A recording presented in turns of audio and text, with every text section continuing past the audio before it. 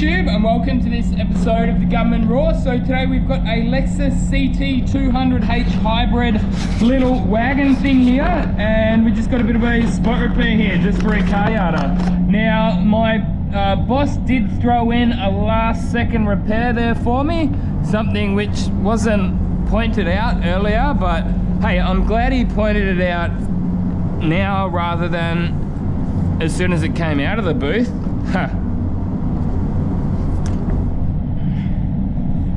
So it's just this little one down here which I'm not sure I saw, and it wasn't pointed out to me anyway, so not that big of a deal. Just means that you get to watch a little bit of extra prep work. So yeah, pretty straightforward job. I'm just going to use some aerosol can primer on these. It turned out I was able to fix them in the plastic, but I did do lots of fill ups, so I did put lots of bits of filler here and there. That one there's the largest part, but yeah, pretty straightforward. Anyway, I'm just going to be scuffing it down. So I'm going to do this by hand. There's no use in, I mean, the car was literally already in the booth when it was pointed out to me, so usually I would have prepped it all up at the same time. So we'll mask this off first so we don't hit it with our prep work and scuff it up. Yeah, this car here, like from the outside, it looks sort of, yeah, you know, needs a bit of a buff up. It doesn't look that new, but man, I just jumped in it to move it into the booth and it looks like a bloody brand new car. It's amazing. So this is a car yard job. Literally saw the bit of paper in the window with all the details of the car on it, and it's got the price on it and everything, but yeah, I was surprised, really surprised at how well they've done making that interior look like new. Hats off to the detailers, I must say. They've got some, like those high-end details, they've got some pretty awesome techniques they must do. Things that, no doubt, I mean, they're learnable. I'm not saying it's something that your average person couldn't do. I guess it's just like anything, really, isn't it? Most people are capable of learning most things, aren't they? Which is why I hate the mainstream media so much, because they treat us like we're bloody idiots. Alright, so that's protected. Yeah, originally I was just going to run down here, but it's 500 grit.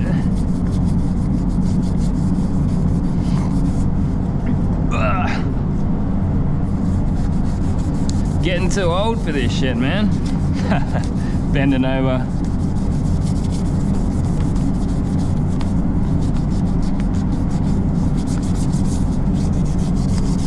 So I'm thinking I might have to fill it up, or nah, that's gonna feather out pretty damn easy.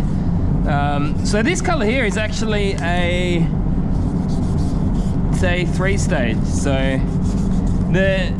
the top coat it's a strange one actually. It's got like so the ground coat is just straight solid color red, and then the mid coat it's actually got like red tinters in it, like the ruby red tinters and metallics in it as well. Like usually the metallics are in the ground coat, and then the intercoat is just like a solid color, but this one here they've actually put metallics and pearls in with the intercoat. So strange one. I mean, it's a pretty nice looking color, I must admit. I do remember the color code on this one. I don't usually, but I remember it because it's very similar to mine on my car. Mine's 3R3, this is 3R1. So yeah, I found that easy to remember. Alright, I actually just found a slight dent or a low spot in this bumper, which while we're here we may as well fix. It's not going to take long.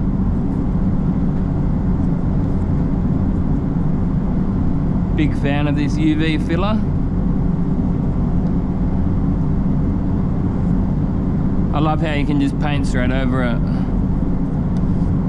I got a few people onto it here in Australia, and they're loving it. It is actually available here in Australia now too, this stuff, the Nuva putties. I've used the specular one, and this stuff blows it out of the water. Like, no offense, I love that guy. from over there in Thailand, the guy that does specular. And this is a specular light, which I love. I love his light. It's so, I love the size of it, the compactness, and you can just change the batteries out yourself. That's also another good thing. So, as I say, you're looking at 15 seconds. I like to put it right up on the panel. I don't know, it seems to work for me. But yeah, this is actually a very high powered, and look at all those LEDs. So it's got a nice amount of power in it, loads of LEDs in there, and it drives it nice and quick. So next up, I'm gonna have to do this.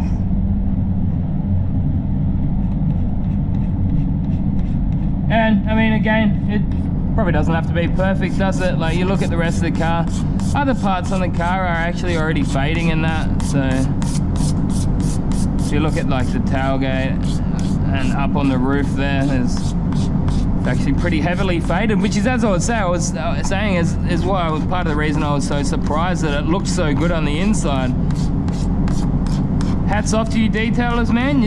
Many of you do a good job. I mean, well above and beyond just your average wash and wax or scrub, you know, vacuum and wipe on the trims. The kind of stuff they do, it's like, sort of makes the cars look bloody brand new again. It's amazing. And with people getting more and more lazier, you know, there's probably more and more of a market there. But yeah, it's a funny one, because like 20 years ago, there was no such really thing as a detail. I mean, there may have been, but not that I really knew of, you know. It definitely wasn't as big of a thing as it is now. I need a block for this.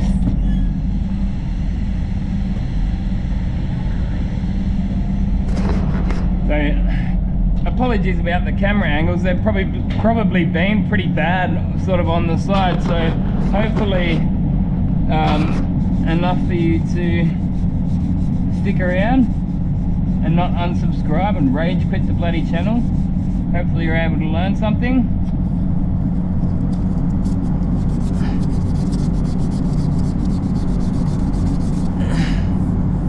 And that's the spot. That's where it needed to be.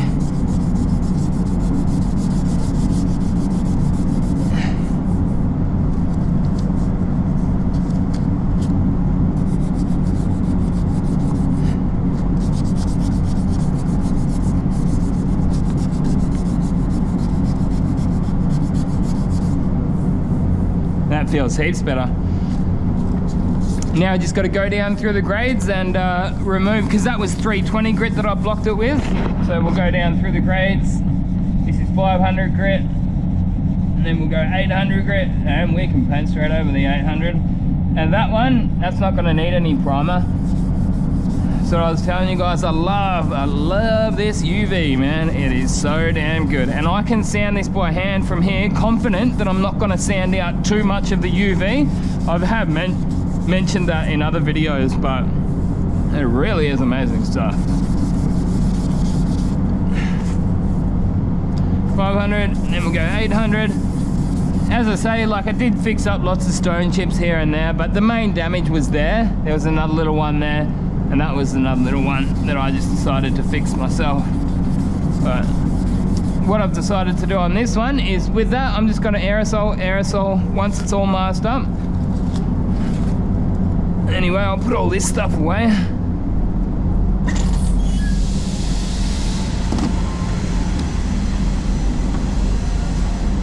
I'll clean that stuff up later. Gonna get this job done for now.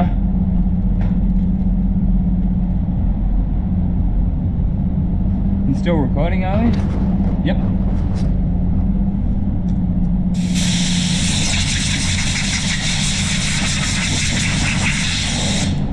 That's what I needed to do. Have we got my 1000 grit pad? No. Oh, here they are. Here's one. I like blending over this. Now, I did give that a quick buff as well. I gave that a quick polish before I turned the camera on, just so you guys know. All right, let's keep moving.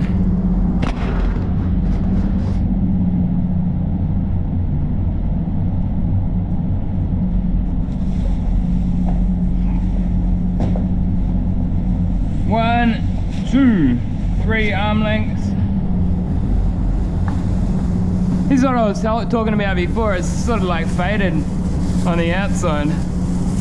No, nothing that a good buff up won't fix. No doubt they'll do that before they sell it. I mean, I would imagine so, but who knows. But yeah, that's what I was going to say before. Like back in the day, 20 years ago, for us in the panel shops, that it takes us off of our specialty for too long to be out there doing buff all overs. So I would say mainly people don't really do it that much anymore in panel shops. I mean, there are still some panel shops that make you do it, don't get me wrong, but mainly try to keep away from them.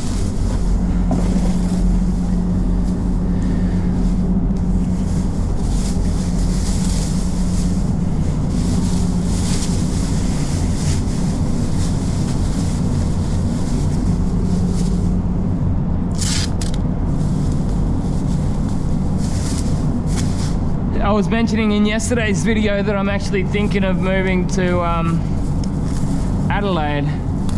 So if there's anyone out, this thing's bloody blunt.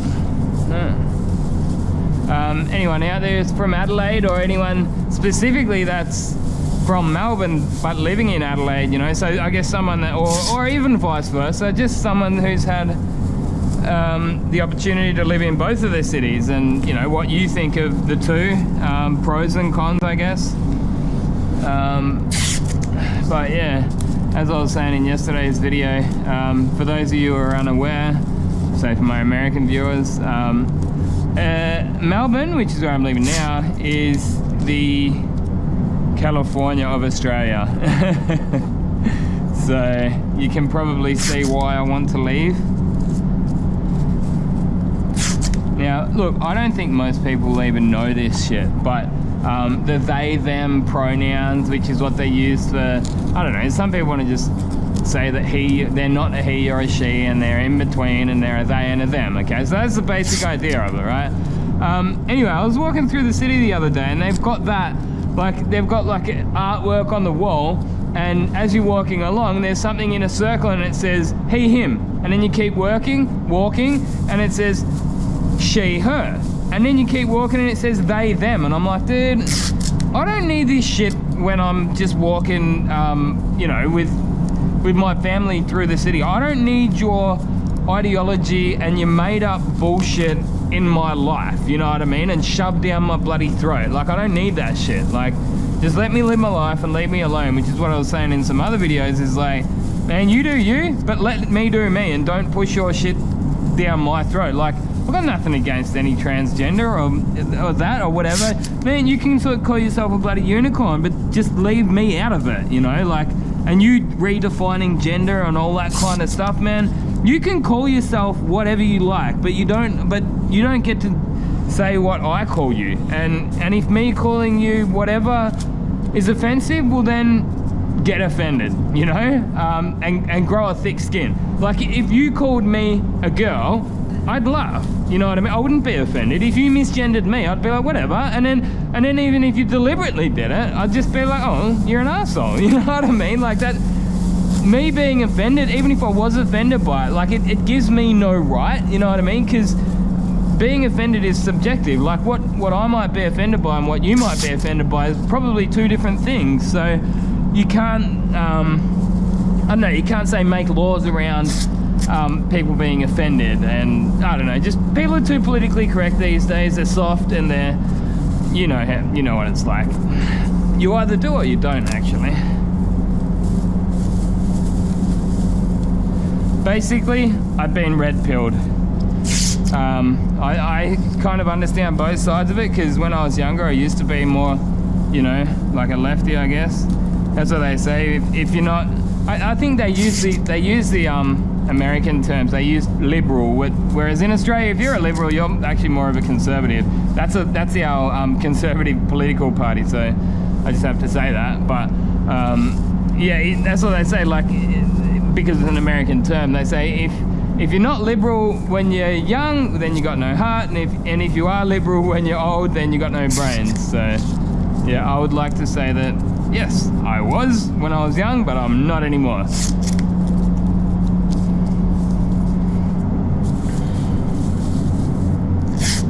I actually met a fine specimen of the human species. It was a couple of weeks ago now.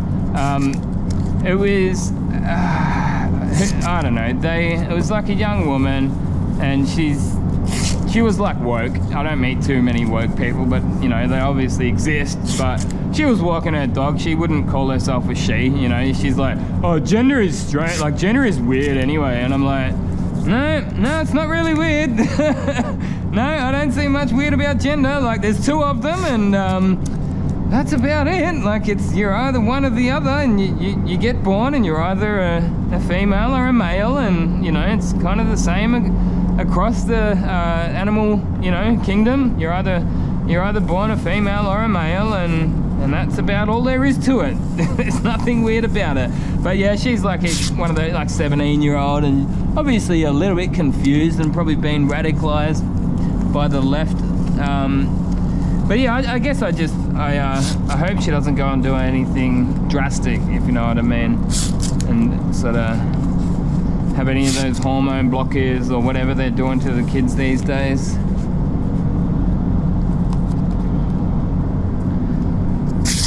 Where do we go from there? Anyway, just keep asking me. Talking about the paintwork. You're probably losing your audience. Thinking, what the hell are you on about, Gunny? Rambling on about political shit.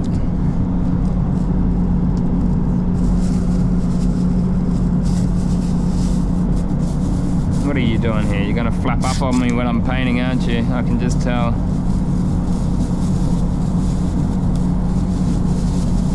Tuck that down under there. What's going on with all this shit? You can do some of this action. I like to do a bit of that. Loop it up under there, and there we go. I've actually got these bumper ends over there that I've got to clear at the same time.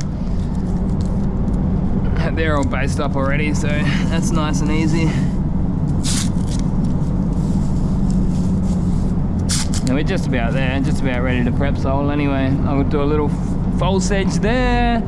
Got to put I might prep sole it before I put the, where's I had a prep sole rag, there it is.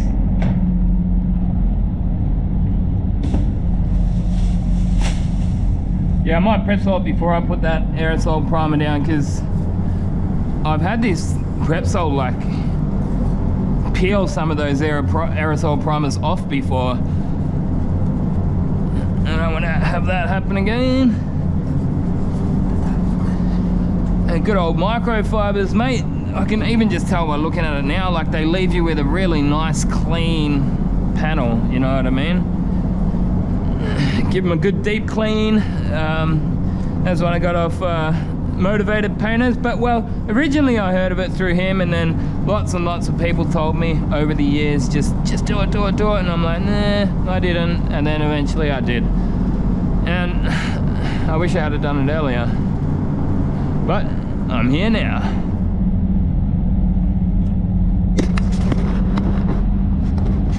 All right, where's my aerosol? I'll grab that air blower, actually.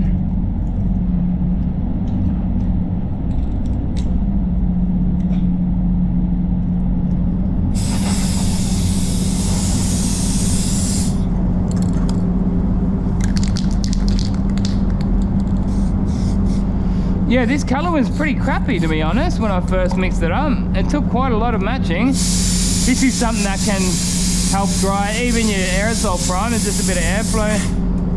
It dries it down pretty quickly. I'll go and turn that burner back on soon. Not going to overdo it with this primer, just to sort of cover it up. And in a minute, I'm going to go out and mix those. I'll put the colors into a gun. I probably didn't even need to do that. I don't need to do that, actually. I reckon that's enough, and we'll give that a light scuff back. Anyway, I'll be back here in a few minutes when I've got the colors in the gun.